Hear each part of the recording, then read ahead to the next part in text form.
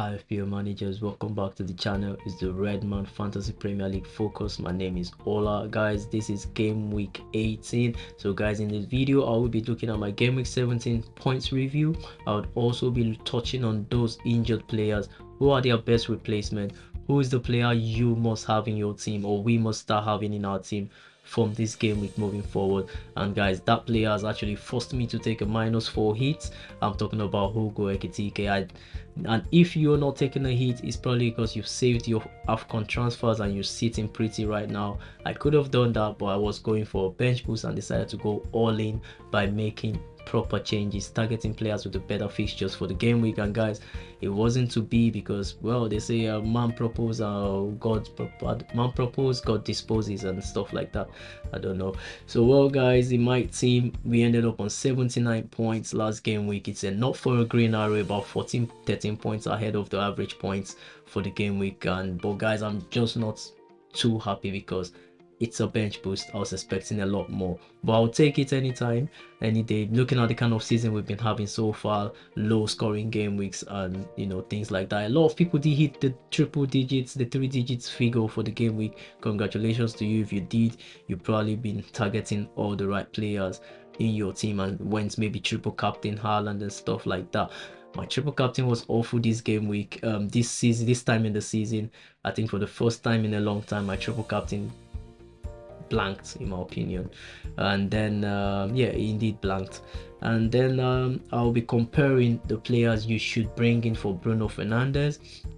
And right now, at this point in the video, I'll be touching on those players I think you shouldn't panic buy or panic to replace. People like Nkapie, I think you should keep him in your team for now. He's not really a panic replacement, and even if you look around the Arsenal defense, there's not much players to replace him with, and at the moment, because there is still that rotation risk and fitness risk with the players that are even available at this point in the season. And then in the midfield, player like Harry Wilson, I think he's absolutely fine. He also posted Christmas message and letting the fans of Fulham know that he's fine for the game week, because a lot of us brought him in for this fixture against West Ham United. So I know we don't want to sleep on that run of games. So well, for me, I would also touch on who else. Chris Richards, guys, it's a serious injury indeed, but not as serious that we should force a transfer of Richards out of our team. It will keep him out for maybe a game or two, but I believe Richards should be back sooner than later. But if that's not to be, there is an option for a player like Lacroix. Gueye is still okay, and of course he was flagged at some point or talked to be injured, but I think he's fine. He's not a sell if you got him in your team. So guys, let's quickly run through my team for game week 17 and what went on and wrong with the bench boost. So guys, I'll start first of all with Van Hecke. He cost me a clean sheet point by not traveling with the Brighton team. They indeed kept a clean sheet in that game, but he was nowhere to be found. He wasn't a part of the party, and I lost a 6-pointer or 4-pointer, whatever he could have returned in that game. And well, talking about another guy that lost a clean sheet, Virgil van Dijk. Liverpool doing well until the very last moment, or couple of moments towards the end of the game. They conceded against Spurs. So I really don't know what to say. We plan all these things. We want to go for the best point returns, and this nature life happens. So for Van Hecke, it was a flu. Quite funny, he didn't even travel with the team, guys. So it's so funny that you could make all these transfers, make all this, ponder about these players that you think should do well, and then the things just happen. True fair, I was thinking Bournemouth could at least keep a clean sheet, but they did the same thing like pretty much the other teams in the league this past week. Conceded quite late against Burnley, clean sheet kaput again. So well guys, it's quite funny going through this team review like this and talking and laughing about it. Well, I'm very proud about Matheus Nunes. He's super solid pick. So far he has outscored my Nick O'Reilly. A lot of managers don't even know this yet, but I've gone for him on a wild card in game week 12 instead of O'Reilly, and I'm happy he's highly rewarded me so far. Check the points, compare them with that of O'Reilly, and you'll know what I'm talking about. So guys, this fella is out of my team right now. I'm very happy to say he's out of my team. You can keep up with him if you've got that nerve or you've got that patience, but I can't see a number 9 not score for 4 game weeks straight, maybe even 5. I can't deal. He needs to leave my team. So he's out of the team now. Hugo Boss is in the team, and towards the end of the video you would be seeing my game week 18 team. You will see Hugo Boss in the lineup. You would also see whom I've brought in for Bruno Fernandes as a replacement. So keep it locked in the video. Kindly leave a like. If you're new around here, hit the subscribe button. And well guys, I had Haaland for captain. You all know the story. 2 goals and assists, decent return for game week captain. I'm gonna leave it at this point. Bukayo Saka, maybe not leave it at this point. Bukayo Saka is a talking point. He needs to leave my team. If he's a penalty taker, if he's not a penalty taker, costing 10.3 million is absolutely not what's been in our FPL team. Offering your penalty to Gyökeres, I think that's abominable. He shouldn't do it again. Only keeping him in this team because the priority transfer is Bruno Fernandes and not Bukayo Saka. Otherwise, he was gone. He was already gone. I'm happy to still keep on with Declan Rice, solid pick, and he's delivering every game week right now. So I'm happy to hold on to him. Wilson, I'll say play or leave him on your bench, depending what you feel. He is still worthy to be in our team. So guys, enjoy the rest of the video. Leave a like, engage with us in the comment section, and see you. Hi managers, welcome back to the channel. Let's quickly look at the injured or the flagged players in FPL and who their best replacements might be. Guys, for me, I think I'll mention a few other names that are flagged and let you know the condition or the situation with them. A player like Hincapié, I think you should hold him in your team. It's not that serious of an injury that will force you to make use of a transfer. And a player like Harry Wilson is a keeping your team. You don't have to sell him at the moment. Who is a major injury doubt? I think Doku might be back. If you have him in your team, it's fine. Keep him there. He might just play at some point. And I also think Cody Gakpo could be a shout in the next 2 game weeks. Right now he's back in the squad, but we're not sure about him being a part of the team for the match week, but he's part of the squad right now, and I think between now and the Leeds game he would just probably make an appearance. But who wants to back a player for 45 minutes? But I think it's a route to look at as well, because there's not too many Liverpool assets available that really do bank points. For me, I've made my transfer for the game week and I'll be showing you lot my team. But right now, let's look at some players that we can compare with Bruno Fernandes if we want to have them in our team. So well, Bruno out for a long while. There's still no fixed date for his return, so I'll just compare a player like Gordon. Guys, I know a lot of people like Cunha. Is a like for like swap. I mean, if you like the Man United fixtures and you want to stick with that, I think this is one way you could play. Of course, Cunha has still got decent points to expectations. For him, his minutes is also nailed on. But do you really want to stick with Cunha and with Man United not having Bruno Fernandes, not having Bruno Ahmad? I don't think it's a wise gameplay. So I would personally consider a player like Anthony Gordon. I think it's actually chasing the upside in my opinion. So guys, let's say we look at an Anthony Gordon and we compare him to a Cunha. So let's compare both players and see what player, you know, comes out on top. So I'll go for Cunha right now, and I'm comparing him to Gordon. So these are just my choice picks. I also like Florian Wirtz, but I think for the fixture run and the long run, Gordon has got it in his locker. You can absolutely back Anthony Gordon. So well, comparison to Cunha, Cunha is expected more points return. I think that's because Cunha would be on penalties, you know, and even for the overall long run of the season, Cunha is still expected to outscore Bruno.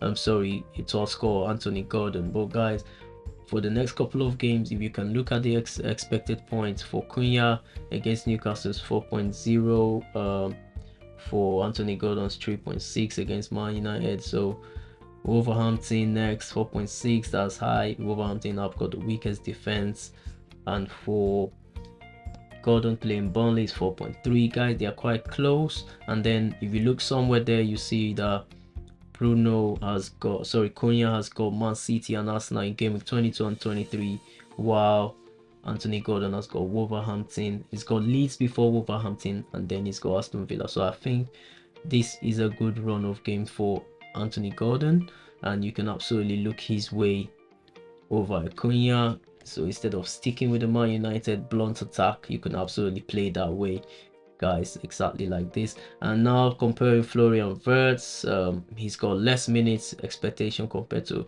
Cunha, but I do expect this guy to be in the thick of things for Liverpool in the next coming game weeks. I expect him to get more, probably his first Premier League goal within the next 3 game weeks, guys. Yes, I'm officially stating it on my channel. You heard it here first. I think Florian Wirtz is in for his first Liverpool goal within the next 3 game weeks. So between Wolverhampton, Leeds and Fulham, I think my boy is going to get his first Liverpool goal.